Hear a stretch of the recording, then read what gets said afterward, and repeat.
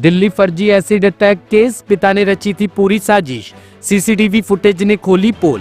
दिल्ली के भारत नगर इलाके में हुए कथित एसिड अटैक मामले की सच्चाई ने सभी को हैरान कर दिया है। पुलिस जांच में पता चला है कि जिस छात्रा पर एसिड अटैक होने का दावा किया गया था वह मामला पूरी तरह फर्जी था। दरअसल छात्रा ने खुद ही अपने ऊपर टॉयलेट क्लीनर डाला था। पुलिस के अनुसार यह सब उसकी साजिश नहीं बल्कि उसके पिता अकील खान की योजना थी। अकील ने अपनी बेटी को इस्तेमाल कर एक निर्दोष युवक जितेंद्र को फंसाने की कोशिश की थी, लेकिन सीसीटीवी फुटेज ने पूरी कहानी का भंडाफोड़ कर दिया।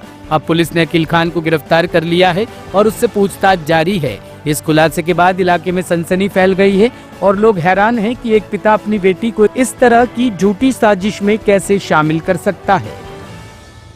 इसमें सबसे ज़्यादा खुशी मुझे इस बात की है कि एक निर्दोष आदमी को हम न्याय दिलाने में सफल हुए।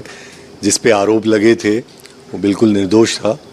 केस हमने तुरंत दर्ज कर लिया था क्योंकि महिला संबंधी जो भी अपराध होते हैं उसके प्रति हम काफ़ी सजग रहते हैं। और जैसे ही हमने उसको बुलाकर, जिसका नाम था मेन अक्यूज्ड, उसका इंट्रोगेशन शुरू किया तो उसने बताया कि वो तो मौके पे मौजूद ही नहीं था। और जब उसकी कहानी को हमने चेक किया तो तीनों तरह से वो कोरोबरेट हो रही थी, सीसीटीवी फुटेज से भी, टेक्निकल एनालिसिस से भी, और जो उसके साथ लोग थे करोल बाग में उनके बयानों से भी। तो हमें पूरी तरह संतुष्टि होगी कि ये निर्दोष है और इस कहानी में ही झूठ है। फिर हमने उसको आगे खंगाला तो पता चला कि बाकी दो लोगों के जिनके नाम थे वो भी मौजूद नहीं थे। वो लोगों के साथ इनकी फैमिली का पुराना एक मंगोलपुरी प्लॉट का झगड़ा चल रहा था और उस केस में इन्हीं लोगों ने बल्कि उस महिला पे एसिड फेंका था 2018 में, और वो केस अंडर ट्रायल है अभी कोर्ट में। और इन्होंने एक तीर से दो शिकार करने की कोशिश की। ये जो व्यक्ति था करोल बाग में जो पेंटर का काम कर रहा था, इसकी पत्नी का भी शोषण कर चुके थे इस छात्रा के पिता के द्वारा, और उसने एक कंप्लेंट करके केस दर्ज किया है। तो उसके काउंटर में इन्होंने, ताकि उस केस में, मंगोलपुरी वाले केस में भी इनको फ़ायदा हो, और इधर जो भलसवा डेयरी में इसने इनके खिलाफ एक यौन शोषण और ब्लैकमेल का केस दर्ज कराया।